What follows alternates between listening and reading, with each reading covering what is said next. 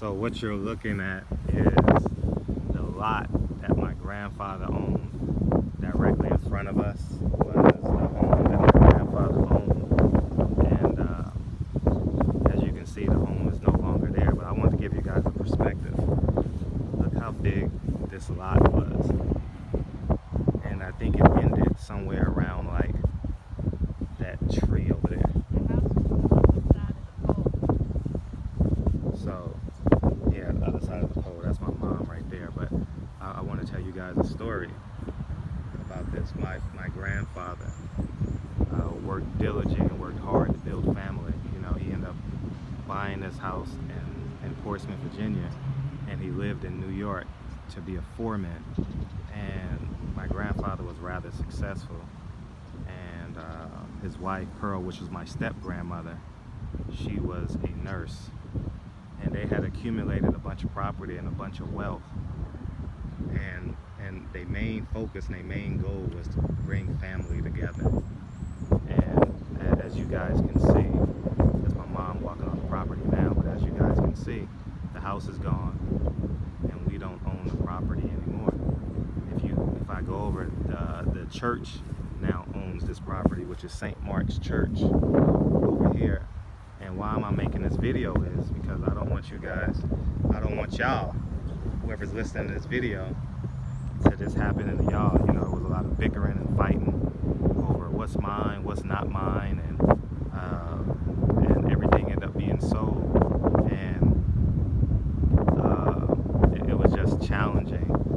It was just challenging that to see all my grandfather's work go in vain, because imagine if we had this lot. Imagine if we had this lot now. I'm not talking about the value, I'm talking about what could have been done with the family, you know, and this could have been a safe haven, and we could have built upon this, you know.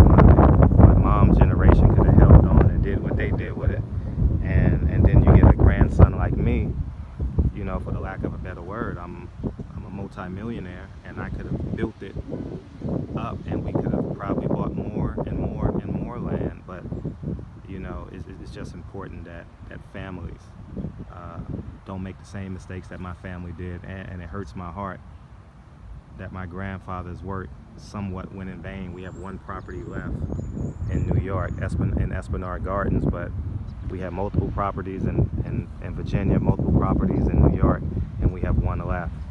And I'm gonna see if I can purchase the land, but obviously, why would St. Mark's buy the land and they can expand this and do what they want with it? Add a church, add a daycare center, add an overflow room for their church, and they can just grow. So I don't see that happening. But and actually, my grandmother's funeral was there, and my aunt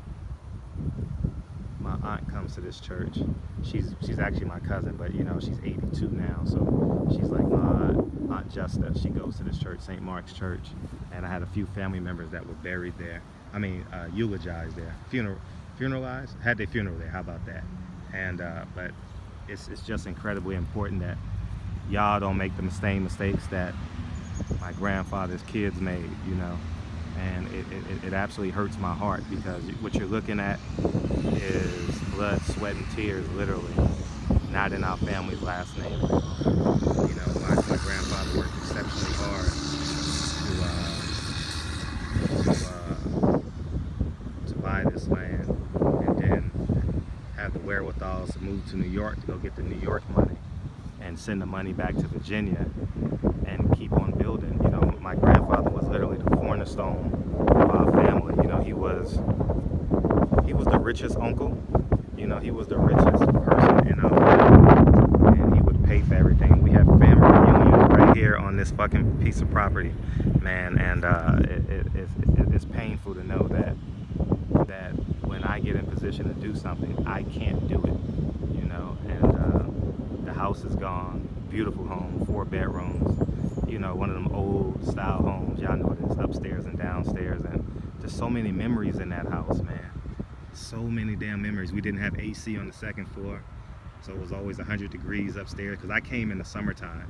You know, every summer I came here and spent time with my family, and it was just painful. running up and down, and we would go, because it's a park next there. That's the baseball field.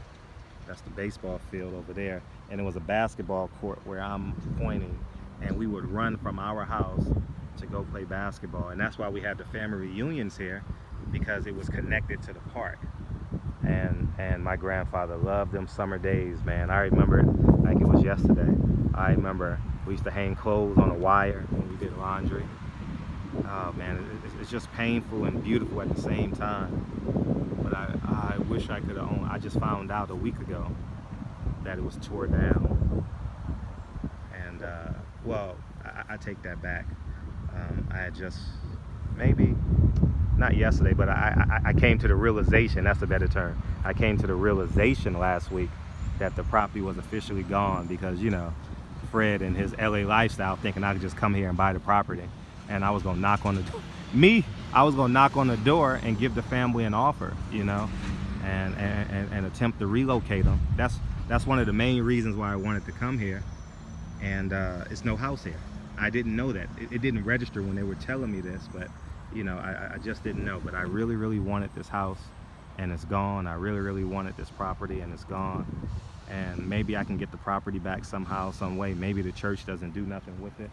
I don't know, but I want it. I wish I could have kept the original home and built it up and or added to it, but this was what my grandfather built, man. This is what it was, man. And it's gone. It's gone. It's literally gone. And so don't let this be the story of your family, man. About a month ago, I just literally did my living trust, redid my living trust, you know. And so everything is Trump tight on my end. And I just hope to God that my kids don't blow it, you know. And but lesson learned, man. We're in Portsmouth, Virginia, on Frederick Douglass Boulevard. Frederick Douglass and Portsmouth Boulevard. My grandfather owned this lot, man. My whole childhood in the summer times was spent here. You know, 2 and 3 weeks at a time, man. Driving up I-95, going across the Chesapeake Bay Bridge. And it's gone. Gone. You know what I could have done with this property, man? It could have been a home for our family, man. And it was already paid for. It was already paid for. We didn't have to, all we had to do was pay the annual taxes on it. You understand? I don't know why it just, you know. And we actually had a person living here named Bobby, who was actually a white man. Loved my family to death, man. He lived here 365 days a year because my grandfather actually lived in New York. And he would come here maybe once every 3 months. He would drive down and he would live here. So and he would talk to Bobby, and Bobby would live here and take care of the property, because obviously you see it's a lot of property to take care of, a lot of land to take care of. And Bobby stayed here, and Bobby was like family, man. Bobby loved me. He was quiet. He lived in the front bedroom. Man, we loved him. He called my aunt, he called my grandmother Miss Pearl, Mr. Curtis, Mr. Peebles. Mr. Peebles is what he called him. And that's what I love about the South, man. It's a great level of respect amongst one another, man. And you know, this trick that they play us on capitalism to hate one another at the end of the day is man-made. So I said all that to say, God, I wish I could have. It's the pain that I have right now is because I know that's why my grandfather instilled the masculinity, because he was like my definition of manhood and masculinity. And I know he was preparing me for moments like this. He was literally preparing me for moments like this. And there's nothing I can do. I can't foresee the church, St. Mark's. You guys can see it, St. Mark's. There's no way in hell they would sell this property. No way, no way, no way, no way they would sell it. You know, because even if they hold it for another 30 or 40 years, they have it and they could build on it. You know, and it makes no sense to them to sell it back, not unless they can't handle it. So I'm gonna leave a note with the pastor. You know, me and my naive butt, I was gonna, because I know what the house is worth, I was going to just walk in and give them a cashier's check and say hand over the deed. That's why I was coming down. That's what I was coming here to do. You know, and you know, it can't happen. And all the summers are gone. All the memories running in that green grass, they're not gone, but the property is gone. My grandfather's missing. Yeah. And I'm sure everyone has a grandfather, grandmother, uncle, auntie that literally poured into their family. My grandfather literally poured into our family, man, and we love him for it. So, anyways, man, that's enough for me. And I'm gonna post this so my family can see it, and y'all get to see it too. But don't let this happen to y'all, man. It's not $1 million property. It's not none of that. But it was ours. It was ours, and everybody in my family know how much family and food meant to my grandfather. And such a great man. Such a great man. Anyways, I love y'all.